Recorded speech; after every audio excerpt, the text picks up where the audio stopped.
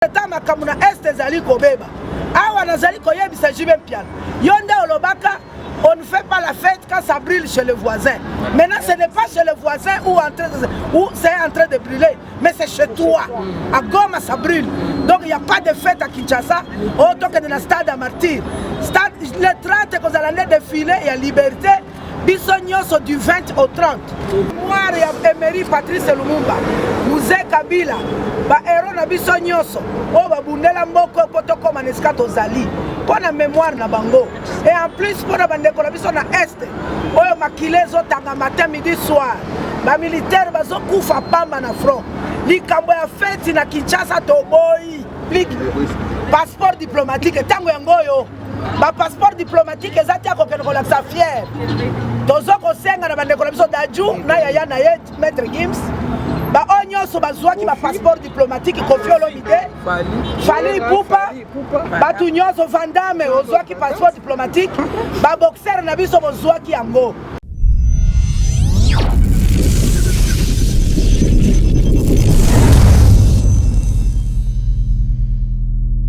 Déclaration des femmes fortes de 26 provinces de la RDC. Objet: levée de l'embargo sur les armes contre la République démocratique du Congo.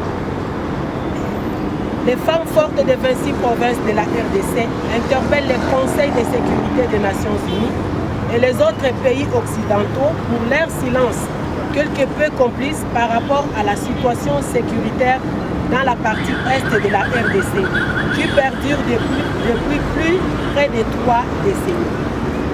Nous constatons avec un grand regret la non-assistance d'un pays membre en danger suite à l'agression de ces voisins.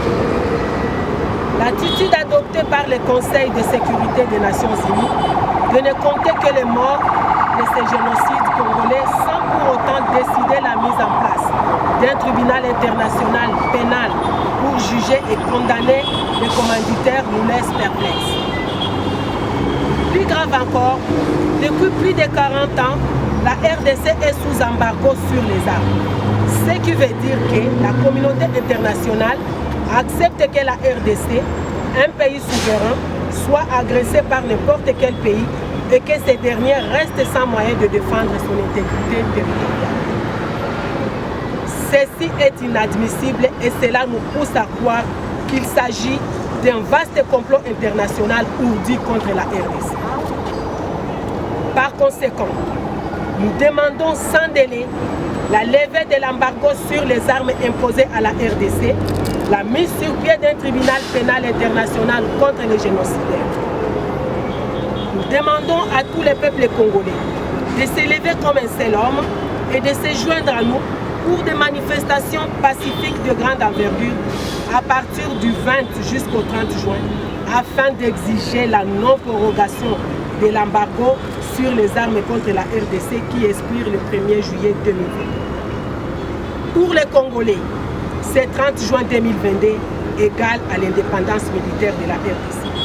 Fini l'embargo sur les armes imposées à la RDC. Nous vous remercions. Nous poussé à femmes fortes et leader, il y a 26 provinces, il y a République démocratique du Congo, Balobi Boye. Plus de 40 ans, Congo Mboka na biso ezali sous embargo. Ya kosomba manduki pona ko batela ba frontière na biso. Congo ekoki kosomba manduki te. Yango ba mama ya Congo mobimba batelemi pona koloba te. Trop c'est trop.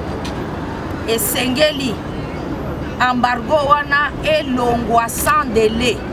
Yango to bengi na communauté tolobi na communauté internationale et que to koki kondima lisusu te que Congo ezala agressé na bamboka mususu que Congo azala incapable ya kobunda to kobunda a arme inégale na bamboka mususu pambate aza sous embargo d'armes.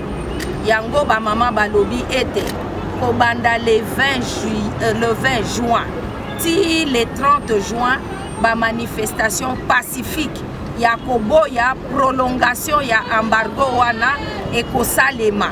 Yango bazobenga ba Congolais banso batelema lokola moto moko mpona koloba ete trop c'est trop tolingi lisusu koyoka prolongation wana te ya embargo sur les armes contre la RDC. Le 30 juin 2022 mpona peuple congolais ekozala indépendance militaire ya RDC. Congolais fongola matoi mpe yoka.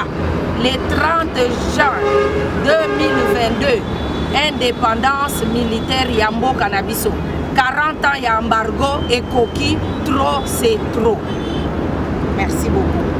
tozosala bien te mais kasi naza obligé à koloba naye kobakisa muke en tant que présidente na oyo bamama bauti koloba biso nyonso bakongolais oyo bozali na baprovince na bino bozali na kati na diaspora boyebi ke le 30 juin nde ezalaka jour na biso ya indépendance date oyo tozwa lipanda. Le 30 juin biso bafemme forte tolance message cri munene tozali koyebisa biso nyonso bakongolais esika tozali en mémoire ya Emery Patrice Lumumba Mzee Kabila bahéros na biso nyonso oyo babundela mboko po tokoma na esika tozali mpona mémoire na bango et en plus mpona bandeko na biso na este oyo makile ezotanga matin midi soir bamilitaire bazokufa pamba na front likambo ya feti na Kinshasa toboyi biso bamama tolobi toza na feti te baconcert oyo na stade oyo nini toboyi makambo wana ezala te bayaya na biso bamusicien ya wenge muzika bokokamata nanu concert wana bozongisa ngo nanu nsima muke totala nanu makambo oyo ya embargo mpo makambo ya embargo oyo ekomi likambo mosusu bokobeta concert na stade dans l'entretemps makambo na este ezali kobeba awa nazali koyebisa jibe mpiano yo nde olobaka on ne fait pas la fête quand ça brûle chez le voisin. Maintenant, ce n'est pas chez le voisin où c'est en train de brûler, mais c'est chez toi. À Goma, ça brûle. Donc, il n'y a pas de fête à Kinshasa, autant que dans le stade à Martyr. Stade, le 30, quand on a défilé, il y a liberté. Bisognos sont du 20 au 30. Ba marche, 4x4. Wenge musique, on sala na balabala. Avant le 20, et même à Bisso, Nations Unies a dit qu'à embargo a levé mesure ya embargo wana des jours to ko fêter concert wana ya wenge musique ko beta na Kinshasa jour ba ko lever embargo nde wenge musique to ko ya pe na stade to betra no maboka ta biso ba pasteur yango na to sengi na ba congolais na ba province bo relayer message les femmes fortes bozali na kati na ba province sangisa ba jeune na biso nyonso embargo ndeli solo toza nango na minute oyo ndezali à la une. C'est bien de faire les marches ya ko soutenir les FARDC soutien ya solo ezali mbongo ezali na palais du peuple basi na bango bakufa na nzala te soutien ya solo pesa ye munduki abunda lakisa makasi na ye oyo etindaki akotelaki armée soutien ya maloba ata biblia eboyi yango na mukanda ya livre ya 1 Jean elobi maloba na biso ezala muke misala nde ezala ebele.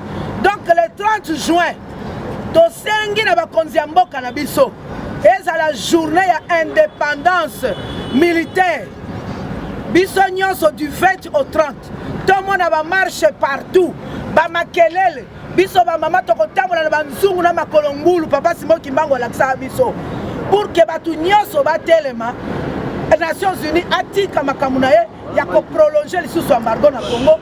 Comme ça, tout comme Minduki bien, Rwanda na Uganda, oye biso que toza capable, toza incapable. Dans le Konabiso, oye bazwa et pas excellence président de la République, passeport diplomatique, tango yangoyo, ba passeport diplomatique ezati ako ke relaxa fier.